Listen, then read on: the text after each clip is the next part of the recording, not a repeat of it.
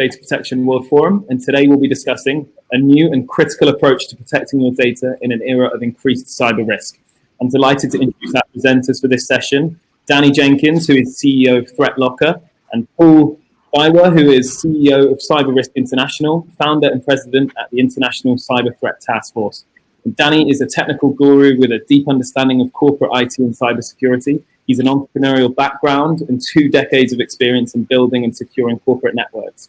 Before taking the reins at ThreatLocker, Danny held CEO and CTO positions at multiple IT companies and founded a few cybersecurity businesses of his own. Paul is recognized as one of the world's foremost experts in cybersecurity, risk, and privacy. As CEO of Cyber Risk International, he specializes in corporate and enterprise security, development of cyber defense programs, and business operation protection for CRI clients, with responsibility for the protection of trillions of euros in global money movement and critical infrastructure technologies that protect hundreds of thousands of companies and government interests in more than 100 countries. And with that, I'd like to hand over to Danny. Thank you, Tom, and thank you for inviting us today. Just to kick off, Paul, thank you for joining us as well. Most welcome. The world's going crazy at the moment, both in the virus sense, but also in a cyber sense. So what are you seeing as a change? Yeah, I agree with you. The world has gone a little bit crazy. We're obviously all adjusting to the impact of a global pandemic. But I think, we have to recognize that criminals are opportunists, and they're seeing all of this discombobulation, all of this change as an opportunity for them to carry out their activities. So, whether it's the dogs in the street, whether it's law enforcement around the world, whether it's Europol, Interpol, or even the World Health Organization, everybody's warning us about this increased cyber threat from cyber threat actors of all kinds. We're talking low-level cyber criminals. We're seeing a lot of that increased activity. We're seeing organized cyber criminals. And, of course, we're seeing stuff from nation states as well. I think that's a really important point as well. I'm thinking back 20 years ago, or even less than 20 years ago. I'm working enterprise, and viruses, while they were a pain in the backside, we weren't talking about nation states. We weren't talking about even encrypted files or data theft. I remember in 2001, the most notorious virus was the love bug, which told you it loved you and emailed it to all your friends. And just imagine that was the worst virus today. The idea of getting malware on your machine now doesn't mean your friends are going to get an email saying I love you. It means your business could be gone overnight. Yeah, absolutely. And that's a good point you're making there, because when these things started off, we've got to remember where the world of cyber threat actors comes from. There's the evil side of it, those that have an evil intention or a motivation, whether to make money or wherever that happens to be, that their intent. But there's also a huge segment of people that are young, that we often call script kiddies and so on like that are just thrill seekers, that are doing things for fun. And they often see this activity as being an extension of gaming. And when these guys are caught, they often talk about that they didn't really relate it back to the impact they were having on companies or individuals or people. It was just an extension of gaming to them, because it was just no different than getting a hack or a code within a game. And so that nicety, or that funness, if you like, has gone out of it, about a worm going across your screen or something like this. This is big business. Cybercrime is $1 trillion economy. It surpassed drug trafficking as the #1 crime in the world. So you've got lots of highly organized people and dark, sinister forces behind this, and they want to return on their investment, and that's the reality of it. And I'll just add one point to that, Danny, which is oftentimes it's an unfair fight. It's not an unwinnable fight, and I know we're going to talk a little bit about how people can defend themselves and help themselves and their organizations and defend against these things, but it's often not a fair fight, because the reality is that a lot of these cyber threat actors of a criminal nature are harbored or condoned or supported by nation states. All too often that almost makes the media, whether it's the Russian government, whether it's the Unit 61398 of the People's Liberation Army, whatever it happens to be on that end. And it almost makes people feel like they can't do something. So what's the point? So these guys can hack in if they want. But we know the reality is that there's lots of things you can do to protect yourself and your organization. And yes, the threat surface has changed dramatically with people working from home. Yes, there are lots of mundane baseline threats, but these days you can almost relate it back to COVID and cyber hygiene and the basics of hygiene. If people are taking care of their own controls from a baseline perspective and putting in those safeguards, they're going to stop most chances of infection or indeed an attack. Well, and that's interesting because obviously, and the other thing is we often think, because when you open the news up and you look at CNN or you look at your local news and you see who's being breached and who's being attacked and who's got ransomware, the people we're seeing on there aren't the local manufacturing company or the local dental office, or they're big companies. But the reality is they're the guys that the news want to print about. The news cares or doesn't care, but certainly wants to print that Garmin got hit by a $10 million ransom.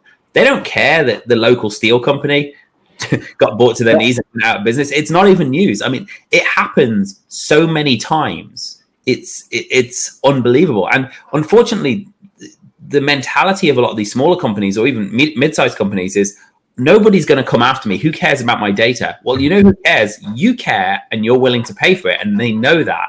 So even 2-3 man companies that I've seen write out $100,000 checks, you're essentially terrorists, and to get their data back. And we'll see. Yeah. I mean, they're great points you're making, Danny, because I mean, the reality is that company in the supply chain, look, we're all interconnected, interdependent in a digital economy, whether you're large, small, or a large enterprise. And you may be a mid-sized company that's providing services to a larger company. So you may become in the crosshairs of that cyber threat group because they want to use your infrastructure maybe to pivot the attack into a larger company. So you might lose out on not just being hacked, but being used as part of an attack. And then when the investigation is carried out, they find out that you as a supplier have actually caused the weakness or the vulnerability in that ecosystem, that digital ecosystem. And what's the chances of you hanging on to that contractor, indeed winning any more business? Pretty low, I'd imagine. So these are safeguards that we need to take to supply, to protect the supply chain upstream and downstream as well. We all have a part to play in that piece. And you talk about funding terrorists. That's the reality. I mean, the people who traffic children, the people who traffic endangered species of animals, the people who plant bombs, they raise the money through these kinds of activities. So if you're defending against cyber crime and you think you're protecting credit card data or a date of birth, what you're actually stopping is you're stopping that evil activity that goes on.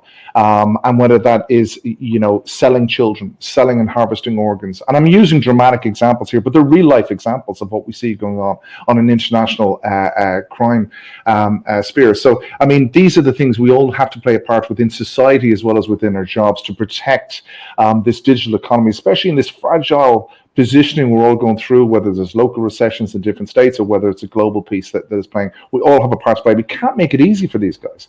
We have to take those sort of, I'll still refer to them as sort of baseline cyber hygiene controls, which are a level of due diligence that should be taken by all businesses. And I mean, this is borne out in things like the European Convention on Cybercrime and a director's liability if their systems have been used as part of a crime. They mightn't be the criminal. They mightn't be the one that carried out the crime, but they have a responsibility under the European Convention on Cybercrime to make sure that their systems were not used as part of that. And that's eye-watering stuff. And I think that's really important. I mean, if you went back, I'm based here in Florida, and if you go back to 2001 after September 11th, and I was to say somebody, Florida government agencies or US government agencies are going to write millions of dollars to terrorists, and that's essentially what they are. Cyber to get their system back online after they're hacked. When George Bush was standing up saying we will not negotiate with terrorists, you would never ever imagine that's viable. Yet last year we saw 3 Florida cities unanimously approve $2 million to be paid in Bitcoin to foreign terrorists to get their systems back online.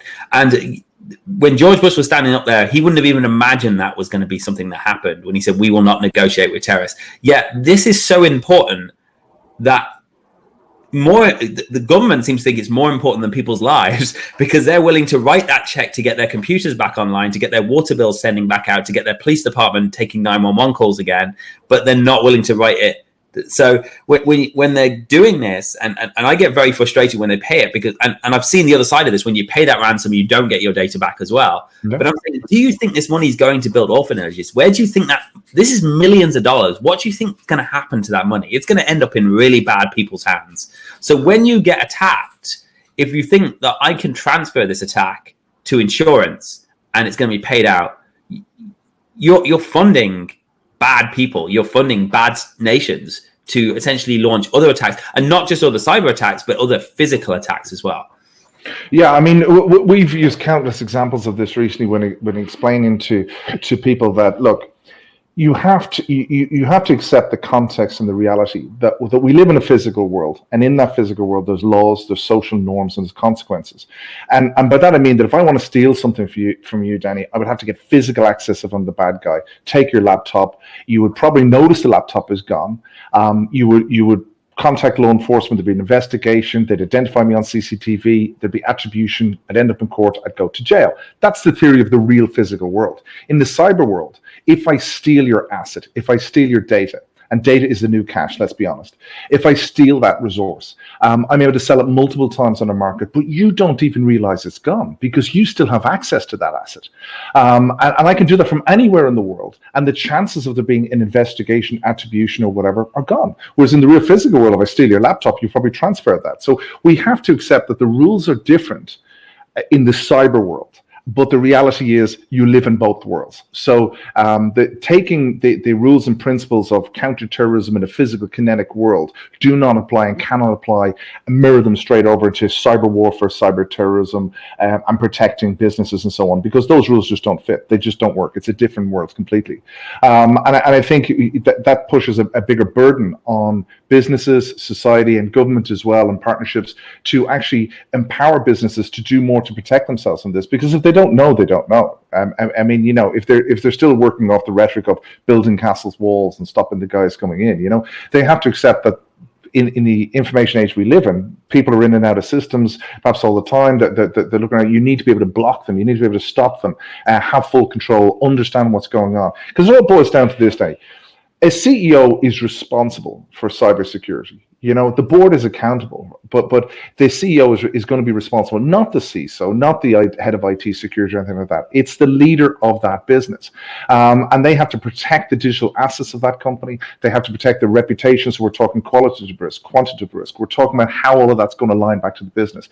This is a board level issue, and it shouldn't be down in the nuts and bolts of assessed on the merits of a particular thing. This is going to require a paradigm shift in people's thinking on how they protect their systems. It's not about antivirus anymore. It's a different conversation now. We've moved on way beyond that. It's innovative technology like ThreatLocker, and I'll be the first to drop the ThreatLocker bomb on this and mention it, because I think you should talk about how you actually help businesses as well, because that innovative approach, that technology is something that is protecting enterprises around the world on a daily basis, and we should talk about that. Well, and there's a good point, actually. Antivirus is a box. It's a box we have to check, and it's an important box in our security. But there's quite often too much of an expectation that I've got an antivirus, I can't get a virus. Mm-hmm. Well, it doesn't work like that. And if you think about these antiviruses, essentially there's a bunch of guys or girls, there's a team of people that sitting behind them, and they're looking at how attackers are creating platforms, and they're trying to create patterns to defend. They're trying to create patterns to detect, and they're working very hard, but they're essentially responding to a previous attack all the time, and they're adding those in. And the reality is you can't detect everything. You just like, I mean, we hire people all the time. We hire people, we do a background check. We don't know that this guy isn't going to go and steal something from the company. We know that they haven't been caught, or and they've got a good reputation from the past, but we don't know that they're going to be good. And as we grow the company, there's going to be, and well, it has been, employees that turned out to be bad. But that's why you can't just rely on that. You can't assume that, this will detect everything bad. And bringing the ThreatLocker side into it, what we're trying to get people to do is to stop looking at this as let's try and look for all the bad guys, because that's a really hard filter. It's a much easier solution to say, well, what do I really need in my environment? What do I need to run? And in that case, it's 5, 10, 20, 100 apps. It doesn't matter. So if you say my environment looks like Google Chrome, Microsoft Office, Adobe Reader, my payroll software, Zoom maybe, and then you block everything else, you're essentially saying, okay, nobody comes in, nothing runs without the business approval. And that business could be in the position of the IT department, it could be in the position of the CISO, or it could be in the position of your managed security service provider. But if you want to run something different, then you essentially have to go through a business process. And if somebody comes in and says, I want to run Angry Birds, you ask the question. One is, do I believe Angry Birds is good or bad? It's not bad. The second question is, do I want to take a risk in adding new surface area? We refer in the security world of the surface area of attack, a surface area of attack to my business. And is it worth it? Now, maybe this employee is really important to me and I want to keep them happy. I'm not that nice as a CEO. And I'm going to say, yes, I'm willing to add that surface area of attack by allowing Angry Birds. But as an employee, but you have to make that decision. Whereas the way we approach security, the way most companies approach security, if you start getting up into the DoD, and well, we're seeing obviously a big change now in ThreatLocker. A lot of companies approach security by, we're going to keep hunting the bad guys. We're going to keep looking for the bad guys, and we're going to keep finding new ways to do that. Well, that's great. I'm not saying you should stop doing that, but absolutely, if you start off with, nobody comes in my house, nothing runs on my machine that we don't need as a business, you remove that surface area of attack, and you don't have to worry about, you are in control, not you. Your antivirus is not in your control. You're in control. So when you go to bed at night, you know the only thing that can run is what you've approved. And if you've approved something bad, so be it. Yeah, absolutely. And I think that ties back to the point you made about, when we go back a couple of decades and when we look at when viruses were starting off. I mean, if antivirus was to stop every known virus now, how big and heavy would that be as a program? How much of your processor would it be running? How much little battery would you have left in your laptop halfway through the day? That kind of stuff. So antiviruses tend to only work off what's fashionably being used at that given time by the cyber criminal community. And so that in itself means that there's an inherent weakness within that. And it doesn't matter what fancy marketing spiel people put on antivirus about, it'll detect anomaly detection, whatever. It's just a layer of defense. But if you were to talk to somebody who didn't know much about cyber, and you said, well, look, the approach we take is that we whitelist, and these are the business applications, and anything else is zero trust. They go, absolutely. The fact is, we've just grown up with the fact is that we allow everything in, and we think that then that the burden, responsibility, and overhead to stretch budgets, people, resources to protect everything that any particular user may want or on their system. It's just a ridiculous concept when you actually think of it. That the ThreatLocker way just seems to be the most sensible approach, just even in a business process way, to say these are business applications. This is what's supported. Anything outside of that is an exception. Now, take that in relation to what's happened with COVID-19. If people are honest, they've all been doing shadow IT, and they haven't been following the control assurances that they should have been doing over the last few months, because it was, let's adapt or die. Let's keep the business going. Let's get the remote workers working. Let's get them on VPNs. Let's get them doing all of these things on that base. But now we all have time to catch our breath a little bit. And we have to actually go back and make sure we're putting in the relevant controls and safeguards to protect those people from making mistakes. Because we're all infallible, we're all tired, we're all going to be working under psychological pressure, working from home, and not the support of colleagues and everything. So all of these things almost create a perfect storm and opportunity for criminals to be effective with the threat vectors on end users and on people, because people will make mistakes. And I think the burden and responsibility is on the business to do whatever they can. That's due diligence to protect your users from making the mistakes, because if they know something's wrong, they won't do it. And there's only so far compliance training will get. There's only so much as we know technically the antivirus will get. And I think that those innovative approaches like ThreatLocker are going to make a world of a difference. I mean, in how people can actually manage this, because the problem is manageable. The technology is there. I mean, you guys do it with companies all over the world. So I mean, it's doable, but people just have to change their approach to this and go, okay, the rules of the game have changed. I need to adapt accordingly, and I need to look at different kinds of technology. I can't just rely on that one thing. It would be like somebody just going, well, I have smoke alarms. I don't need to worry about fire. I mean, there has to be other safeguards put in place, and people will make mistakes, and there has to be automated systems and so on and so forth. Well, and so one of the challenges we had when we came into the market, and we're seeing a huge change, and we're seeing more and more people adopt this. We came into the market to take the zero trust approach and make it usable for the end user, because if you're using zero trust and you're saying, I'm going to block everything from running, that's great until there's a Windows update, and then that update gets blocked, or there's an Office update, or you use Zoom as an example. I mean, there was 7 Zoom updates between March and May, all of which fixed critical security vulnerabilities, which I can discuss as well. But the thing is, and that's really where ThreatLocker came into the market. We said, it's great, we need to do it. This is the solution. There is no solution. So But what we're going to do in the back end is we're going to create the predefined definitions for you. So when you want to run Zoom, we're not going to allow Zoom if you don't want it in your business, because Dropbox, TeamViewer, these are all potentially good tools, but they're also potentially bad tools that can be used against you. If you need those tools in your business, though, we're going to create the definition. So when you permit it, and I'll actually just show you how simple permitting. Sure, yeah, that'd be great. If I can share my screen. Yeah.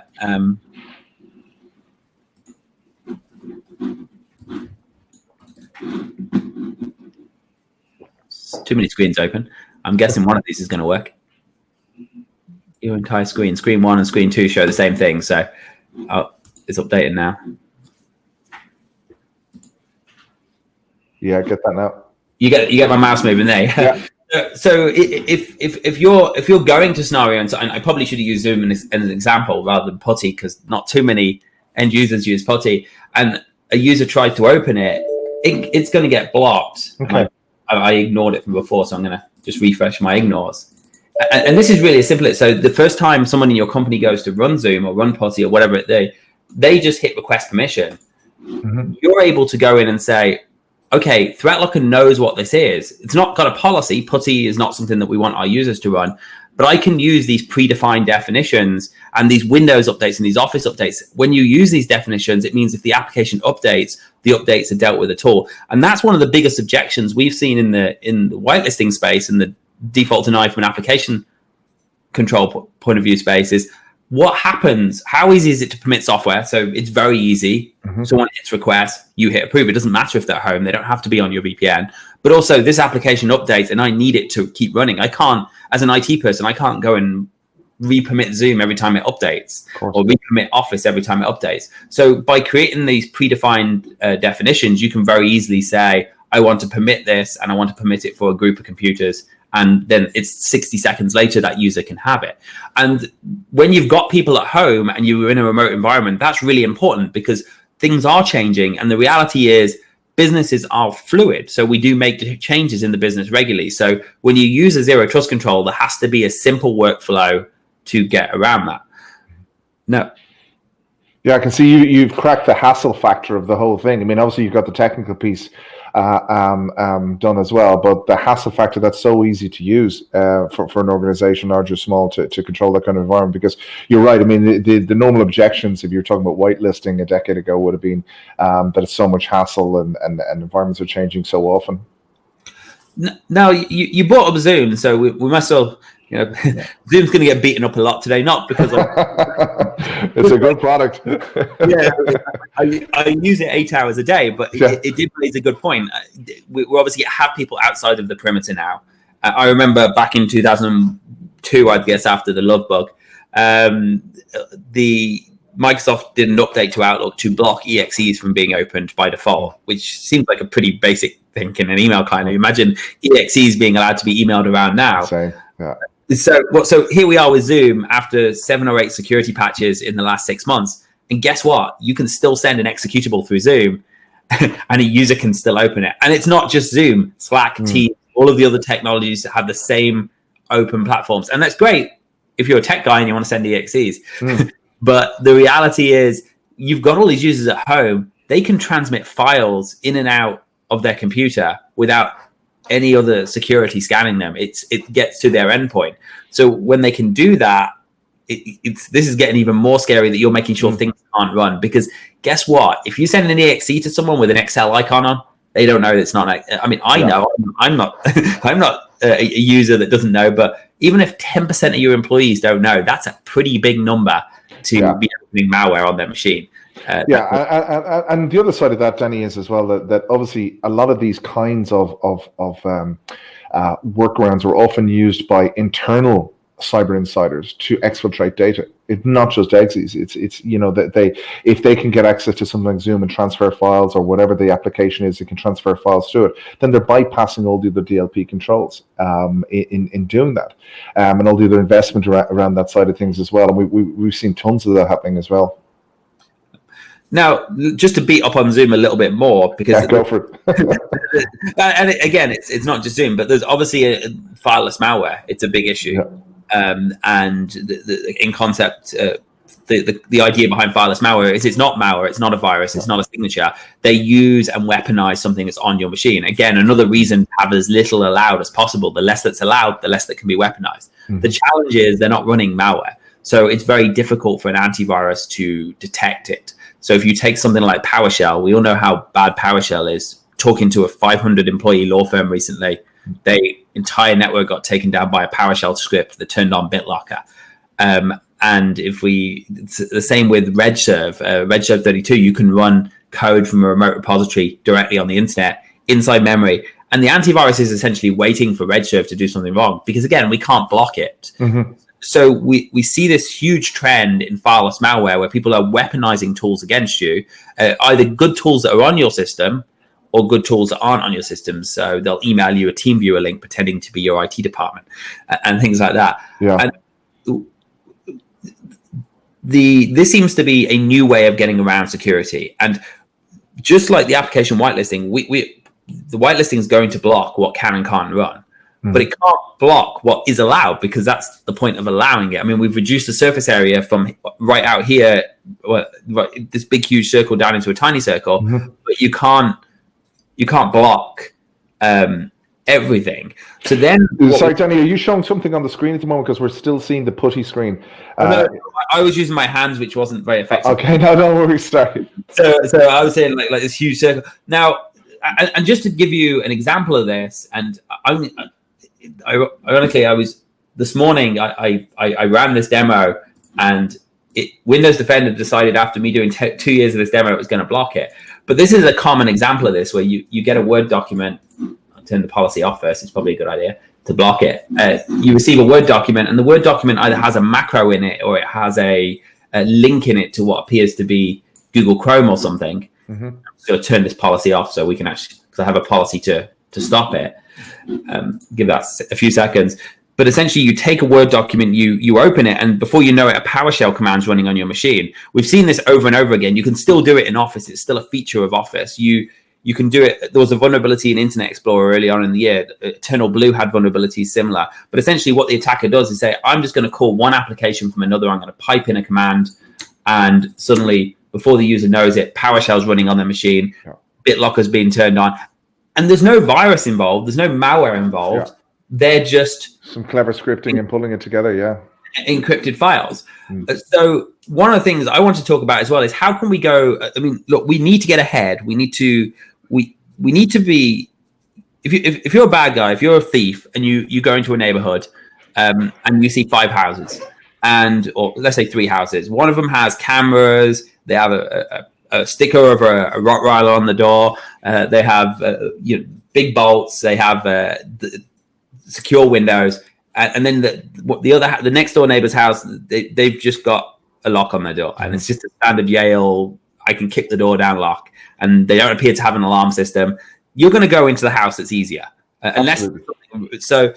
And what we need to do as security professionals, we need to be the house that no one wants to break into. We need to be the house that doesn't look attractive to break into, that I'm more likely to get caught. I've got cameras. I've got it's going to be hard to get. We're going to have big bolts on the door. We're going to have a big dog, and so using something like application whitelisting is going to really put you ahead of that game. But we want to go even further than that. We want to really try and stop all of the attacks. So the next thing we really want to do is we want to go one step further and say, okay, well, I have all these applications that are allowed. I've got my 20 apps that I allow. They include Office and Chrome, and PowerShell's allowed because I need it as an IT professional. But what I want to do is I want to take this and I want to say, okay, Office is allowed to run, but I don't want Office to be able to talk to certain other apps that aren't allowed. I don't want it to talk to PowerShell or Command Prompt or CScript or RegServe because they're potentially weaponizable apps, and I don't want to launch that attack. The same applies to Zoom. The similar vulnerability in Zoom, where Zoom could launch PowerShell, Internet Explorer, Google Chrome. If we can ring fence applications and stop them going out of their lane, we can really harden our environment beyond just what's good and bad. And that's a very simple policy. And we're not talking about genius stuff here. We're talking about reducing that surface area attack as much as possible. And just by enabling that policy, the user can still open Word. The user can still open PowerShell, but they can't open PowerShell from Word. And likewise, if they do, the same applies to PowerShell. It needs to run, but it probably doesn't need access to all your network shares. It needs to run, but it probably doesn't need to go out to the internet and download stuff from Google or copy your files. And we did a perfect demo just last week at an event, and a physical event, which is pretty rare nowadays, where we plugged in a rubber ducky and copied all of the files off a machine, bypassing the EDR to a Google Cloud bucket. That couldn't have happened if PowerShell wasn't able to access my files, because the reality is it probably doesn't need to. And it couldn't have happened if PowerShell couldn't have gone out to the internet. So just putting simple controls in place like this are really going to harden your environment, locking down USB ports, deciding which programs have access to your data. And of course, not just in a threat locker perspective, but doing it from a business perspective too. If you're on your firewalls, don't let things go out on the internet on all ports. Restrict your server's access to the internet, restrict users' privileges. It's going to help you a lot. No, absolutely. And I mean, I absolutely agree with you. I mean, this is a challenge we're faced with, and for business people who are managing the risk or the compliance or the legal overheads of all of this, they need to understand that these tools are available to actually deal with the new threat reality of what we're dealing with. And as you say, it's being able to ring fence applications as well. That's a pretty cool feature. I mean, it's very true that, so you can still give them access but reduce the risk associated with that particular software application being weaponized by a bad guy. I mean, we see this. I mean, I hate using the term baseline, but we see this as almost. It has to be what every organization should have. It should be the de facto standard in how people are approaching this now. Maybe 5 years ago or a bit more, it would have been just antivirus. But the reality is that we all have to accept that the game has changed, the rules of the games have changed. And that burden that I talked about earlier about that is on every business and every person to actually secure this ecosystem that we all make a living out of, the digital economy. We're more reliant on the internet than ever before. Digital transformation projects are accelerating like never before. So businesses are trying to innovate, they're trying to get ahead. And the only thing that can pull the whole house of cards down for them are cyber-related risks and cyber-related threats. So it seems like it almost, a cyber or a chief risk officer's duty or internal audit to make sure that these kind of controls are baseline within their set of parameters and their set of controls and policies within an organization. Because remembering that the culture of an organization, how people are going to operate, is going to be dictated by policy, and policy is going to be dictated by the leaders, and the leaders are going to use technology to implement that policy. So this is where this needs to also be married up, in my opinion, within organizations. And if the leaders need to understand that this is so doable, this is so easy, straightforward now to use solutions like this to actually deal with that threat space. It can't be the excuse that it's too difficult or we have to allow everybody access to all these applications. And of course they can minimize the risk. This is risk management. What you've just shown me there are risk management techniques on a technical front. The business still needs Zoom. Well, how do I use it securely? How do I minimize the risk in using Zoom on my user community? You've just shown me.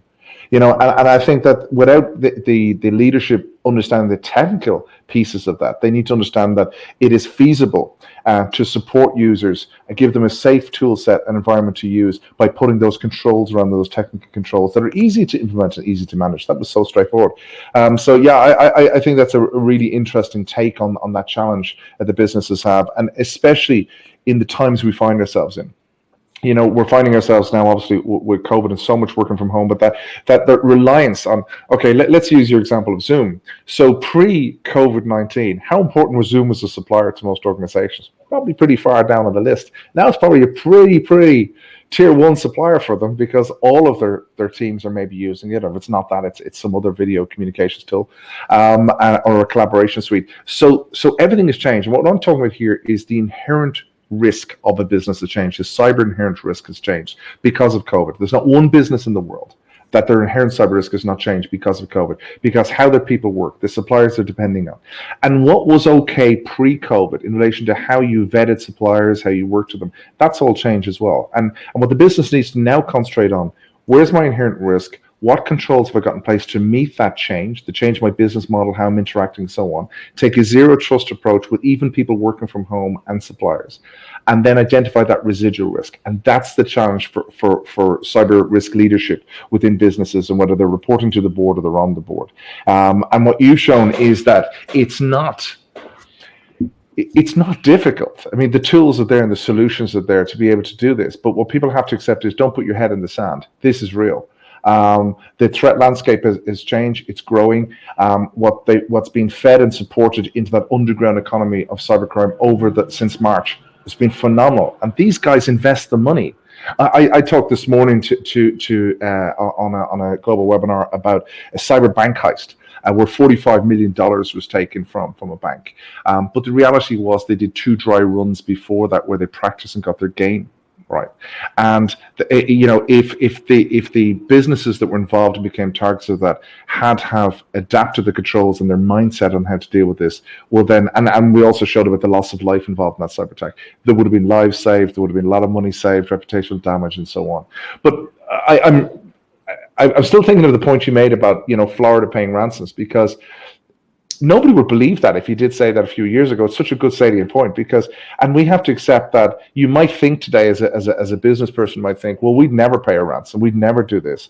Well, let me tell you the amount of phone calls I've taken from people, business leaders who are big, confident people out there on stages, everything else like that, and they're close to tears with their voices breaking when they realize that they're not getting out of a cyber attack too easily. And we do an awful lot of instant handling around the world, and it's a different game, and they would pay or do anything to prevent that from happening. And the reality is, it's like everything else like this in life, it's so much easier to prevent it and to mitigate the risk of it happening than actually letting it happening and then trying to deal with it afterwards. I mean, the aftermath, reputational wise and so on, is just huge, and it gets into that whole qualitative risk piece of what it's worth to a business to protect themselves. And even as I say there, in basic terms, even the non-commercial people would understand that the game has changed. The world has changed. Businesses have changed their models. Employees have changed how they're working, reliant on tools in a different way. So the safeguards have to change, because the only people doing really, really fantastically well at this moment are the cyber criminals, and they're playing short games and longer term games.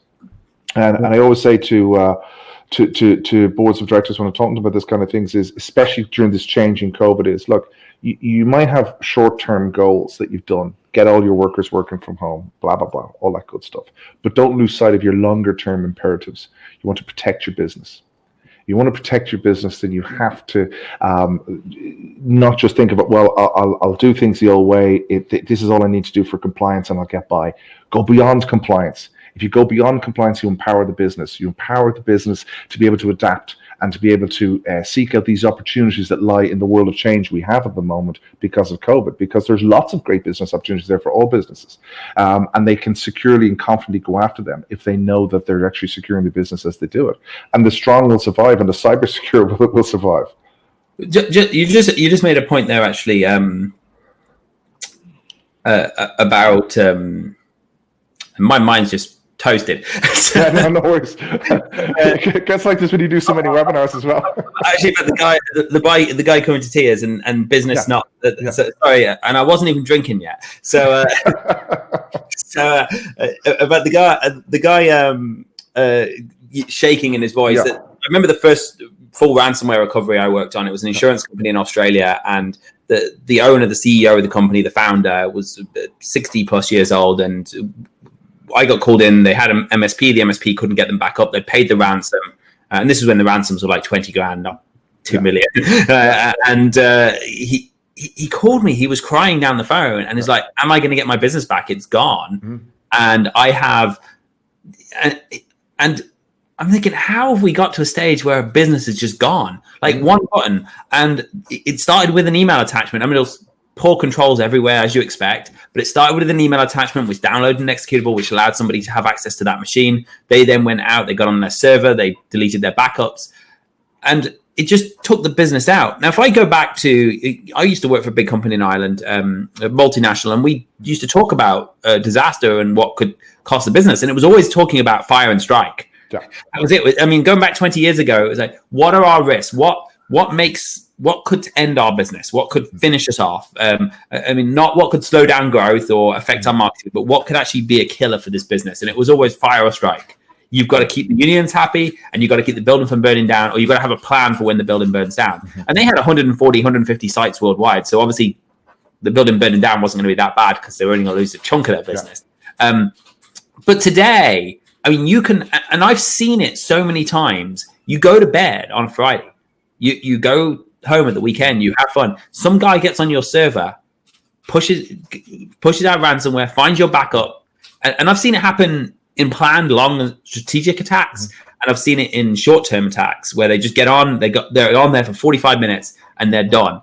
And I had a conversation about threat hunting with someone yesterday on the Great Debate, and a great conversation. And threat hunting, great, but I was like, well, wait there, how fast can your guys run? Because I can encrypt a 2 terabyte drive in about 3 minutes. So let's see how fast your guys can run when they find that threat. But the reality is, someone got into this server and they're just taking out business. You wake up on Monday morning, you turn on your PC, you've got a red screen saying your files have been encrypted. And guess what? Nearly 50% of people who pay the ransom don't get their data back. So just think about that. And then that's just the first part of it. The other part is, I've dealt with a lot of managed service providers, a lot of managed service security providers, and we always find it's the same people over and over again getting hit. And they're like, why do they keep getting hit? The users are dumb. Well, that's part of the problem, yes. But the reason most people don't get hit by ransomware once, they get hit by it multiple times, is because when these guys get in, they don't hit the ransom. Before they hit the ransom, they export your PSTs, your invoicing, accounting data. They take that data. They may not use it to steal your money, but they can do. Then what they have is all your relationships, know when your invoices go out, how much you pay your suppliers. They can go after your suppliers. They can go after your customers. You might never know it's related. You know, they say when you break a mirror, you get 7 years bad luck. Yeah. That's what it's like when you get infected with the ransomware. You're going to have 7 years bad luck. You're going to have 7 years of your identity being stolen, your customer's identity, your vendor's identity, your employee's identity. You're going to have 7 years of people sending phishing emails, changing banking details, or spear phishing emails. They're getting all that data, and then they're coming at you and at your partners, at your employees over and over again. And it may never be linked to that one attack. Yeah. But if you ever look at who gets hit by ransomware, it's the same companies get hit multiple times. Because let's face it, Paul, if I'm going to send you an invoice, and someone knows I wire you money every month for an invoice, and you send an invoice out every month, it's not unreasonable to spoof your email address and say, oh, we've changed our bank details. Can you pay the $5,000 or $10,000 or whatever it may be into this? And then suddenly that business relationship, it's very easy to socially engineer attack. If you don't know that information, it's much harder. Yeah, absolutely. I mean, this is the thing. I mean, I think there's often, because cyber and cyber threats are actually a very sexy topic, and we see them glamorized on TV all the time, right? I think there's something psychological often with business people that they get a bit disconnected. They think it's nation states or it can only happen to somebody else or whatever. But the reality is, you look at the world dodged a bullet with WannaCry. You know, look how it affected Maersk. Look at the effect that had with traffic jams in New York down to the ports because containers were sitting on hold and everything else like that. The world dodged a bullet there. You know, yes, companies got hit for hundreds of millions, but what the audience need to understand here as well is that most cyber attacks that are of a medium sophisticated nature of organized criminals are 7 figures up, right? It's the kids who are doing anything under that. So if somebody's going to put in an effort to make $1 million or $2 million out of you or $5 million out of you, they're going to spend some time, and then they're going to have this parasitic relationship with you, because when they get onto your network, the last stage of a network attack is what we call maintenance mode, and that's when they protect your network because they've invested the time and energy and resources into getting into your environment. And what they'll do is there's 2 things they want. They don't want other bad guys moving into their territory because that's their territory, and they might live in there for a year or 2 while they're watching you, they're what we call doxing you, they're getting FULS information, getting all this kind of information out of the systems, and they're slowly watching how you do business, what your thresholds are, who the finance person is, all of that kind of stuff, and they're analyzing because they're looking for different ways. They're professional cyber criminals. The average time these guys run your network is well over a year on a corporate network, and in most cases, when companies realize it, they're told by law enforcement, the FBI, who knock on the door and say, hey, by the way, your systems have been owned by a cyber criminal gang for the last 2 years or whatever it happens to be. And the consequences of that is that these guys will also, they want to protect the bad guys coming in, but they also want to stop somebody identifying that they're on the network. And here's a schoolboy error, a schoolgirl error that a lot of guys will make from an incident response point of view. They see the guy, they cut them off on the firewall, and then that's it. Well, the bad guy has a number of backdoors in, as we know. They will have set digital grenades, digital landmines. They'll dump in a load of child abuse imagery onto your corporate network. They will drop all your usernames and passwords up on Pastebin. They will do whatever they need to do to absolutely discombobulate your environment while they're heading for the hills, because because now it's time for them to move on.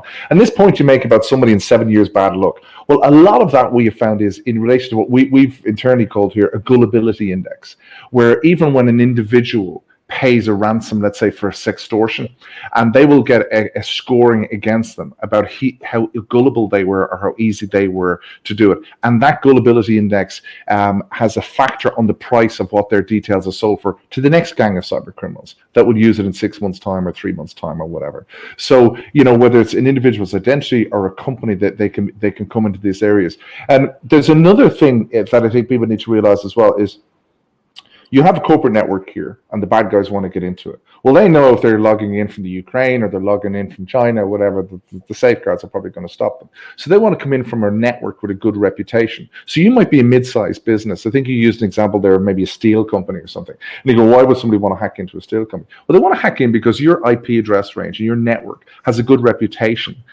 within security tools and the security ecosystem around the world. So if I hack in from you into that company, the chances are I'm going to get through the safeguards. So we're all potential targets within this space. I dealt with a big attack there about 4 months ago, and the attack was coming in from a small Spanish shoe shop into a major bank.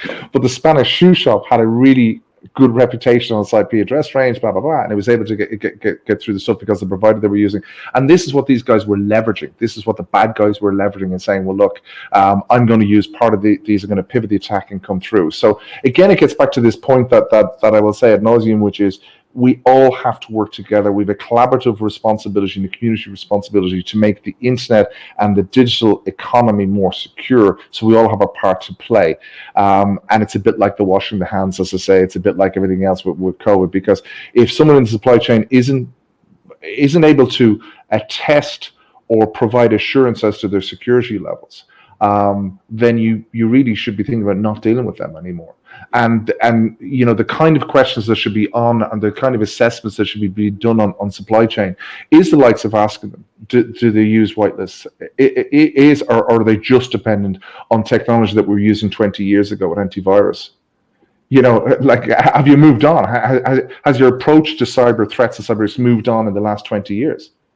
Because that's the bottom line question. If you're asking an IT manager of a company, and if it hasn't, if they haven't adapted, if they haven't taken a more innovative approach and a capable way, well, then if they're not able to provide you that assurance, well, at the end of the day, and if we get even into a little bit maybe about the privacy laws and the responsibilities and all of those kind of things. Just take GDPR, for example, just one of many, many privacy laws, obviously, around the world. You're talking about potentially big fines, large percentages of your global turnover. You're talking about reputational damage. But you're also talking about potentially being banned from processing data. That's the end of your business. If you're an insurance company and you can't prove to the Information Commissioner or the Data Protection Commission in your country that you had safeguards in place and they were doing a reasonable job and everything else like that, they can prohibit you from processing data. That's nuclear. That's the end of your business.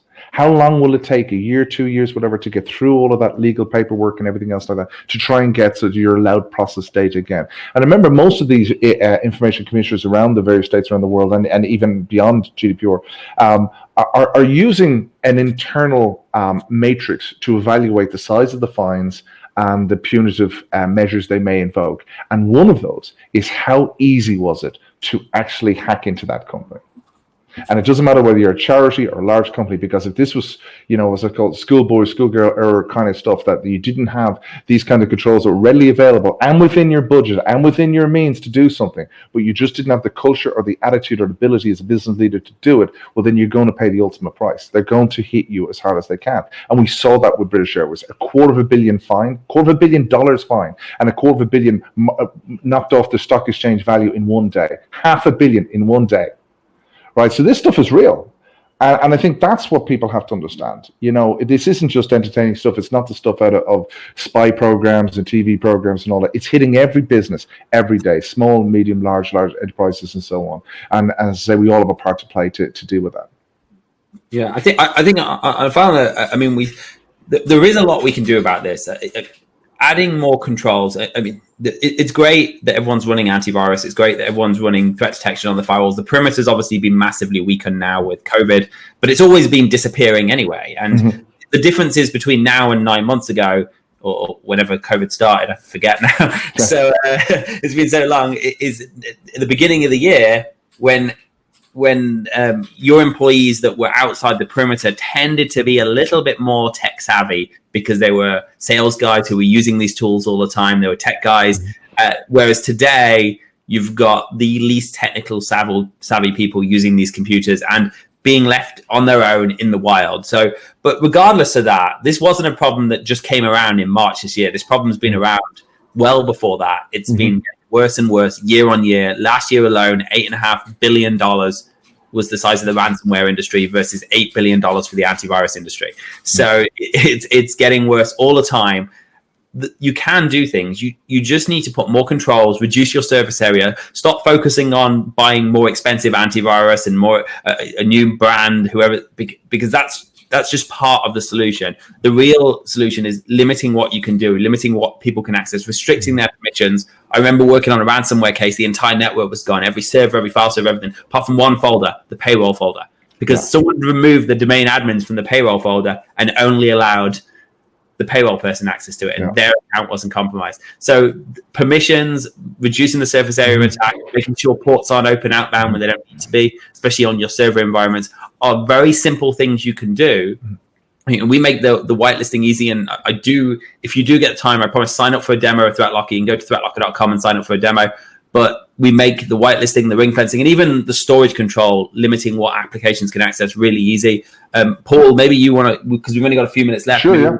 Time talking about how you guys help cyber companies with their cyber goals. Absolutely. I mean, look, I suppose I wear two hats here, Danny. One is I head up a not-for-profit initiative called the International Cyber Threat Task Force, and how we operate and how we work was pre-COVID was lots of events around the world to spread education, create a community, and how we do it now is we provide business leader training online. We've developed a certified cyber risk officer course, which is a course for business leaders, non-technical, which will train and empower business leaders within all sectors how to actually understand and demystify these cyber threats so that they can bring that knowledge and bring those support mechanisms internally, whether they're dealing with a supply chain, dealing with legal and compliance, dealing with work from home, reporting up to the board, cyber risk quantification, all of those pieces. And whoever's online can find out more information on icttf.org. That's icttf.org. But as how I make a living, I head up an advisory firm called Cyber Risk International. We've developed a piece of technology called Cyber Prism, which allows organizations to self-assess their own organization's security framework, identify where those weaknesses may be, identify where those residual risks are, and across their supply chain. And to echo your point, Danny, as we sum up here, I mean, the advice you've given people here today is really good because the practical things people can go and do. But the cyber industry is full of snake oil salespeople who talk about all about the high-end nation-state threats coming in. If we think of the risk pyramid like this, so up the top you got the APT, advanced cyber threats, and blah blah blah, all those things right up the top. But where the threats are really coming in from is getting in the cyber hygiene, basic level kind of controls that can be done on a very practical basis within organizations, and that's what I often call red-faced items, the things you cannot find a business not having in place, and that will stop 80%. So 20% of the cost, 80% of your protections are put in place, and then the rest as you go up the pyramid, depending on the complexity of your business. And this is what people need to understand. There's over 4 million open cybersecurity jobs today, and that number is growing every day. And the reason being that skills are not out there. So people need to empower their own people with education and tool sets that they can use in a practical way. And you've shown one of those today, you know, that people can actually use in a business and get up and running very, very quickly. So, you know, on that, you know, happy to follow up with any of the people if they want to visit our websites on CRI.ie or ICTTF.org. And again, organize a demo, as you say. But I thank you for the invitation on this today. And it was great to see ThreatLocker and what I can do, because I had a really good understanding of what it does, but seeing the practical and easy way it can be applied is fantastic. It really is, especially the ring fencing piece I thought was particularly cool. Yeah, and if like I said, if anyone wants to jump on a demo, I kind of showed a tiny bit. I mean, getting into the logs of and the details of how you can restrict access to your backup service to only your backup software, your programs, and there's lots of details around storage, who's accessing files, even when they're at the office. There's a lot of things cool to see. So if try and jump on a demo, it's worth the 45. Yeah, no, absolutely. Yeah. Okay. Tom? Thank you very much, guys. What a fascinating discussion that. We've had one question in from the audience, and that is, From Ismail, who says, in Turkey, some prosecutors do not want to make investigation against cyber criminals, and they claim that they do not have sufficient technology to follow them. Do you have any advice for governments about fighting criminals in the cyber world? Good luck. I can tell you, it's not just Turkey. And I have tried to engage with law enforcement on multiple times in the US regarding cybercrime. Actually, I spoke to a city recently that got hit by a cyber attack. They got ransomware across the board. How it happened was the head of cyber plugged in a USB device, which was a rubber ducky, sent keystrokes into his computer that he found in the parking lot because he didn't realize that it could send keystrokes. So that gives you the confidence of law enforcement. Unfortunately, I wish the government would change, and this is not just related to Turkey, it's related to the entire world. I think for government to change, if I'm going to give government advice, you need to start hiring on a different method and not on a college degree, and pay a lot more money, because no one wants to go and be a cyber specialist for the government when they're earning civil servant wages. I would echo that. I mean, and part of this is what I see. I mean, actually, the briefing I did this morning was actually about, ironically, a Turkish hacker who was the mastermind of the $45 million heist. But look, I think law enforcement, no matter where you are in the world, is going to be underfunded. And I've mentioned there's over 4 million cybersecurity jobs. So if you're working in law enforcement for a civil service salary, you probably want to jump into the cybersecurity industry where salaries are a lot higher. But you look at how Israel has handled this, and when they're identifying the traits of the skilled and gifted individuals who can work in this area. They then train them from about the age of 12 onwards, so almost grooming them, and I use that in the nicest way, that term, right through. Then conscript them in the army, and then the actual cyber industry out of Israel has jumped massively, because you've got all these guys in their early 20s and girls in their early 20s leaving with huge skills. But my point on that would be that perhaps they need to be taught morals and ethics of how this kind of technology, and that's probably another day's conversation about the responsibility around a moral cyber compass in dealing with how technology is deployed and used by nations, and the privacy aspects of that, and what we've actually handed away during COVID as well in relation to handing away civil liberties and our privacy and so on that basis. But look, any government, depending on where they are, whether they fall under the NIS directive, whether they fall under anything else, they're going to be motivated by how they're going to increase their GDP of their country. So a secure digital state is always going to be one that countries are interested in investing in and operating from. So that's the carrot.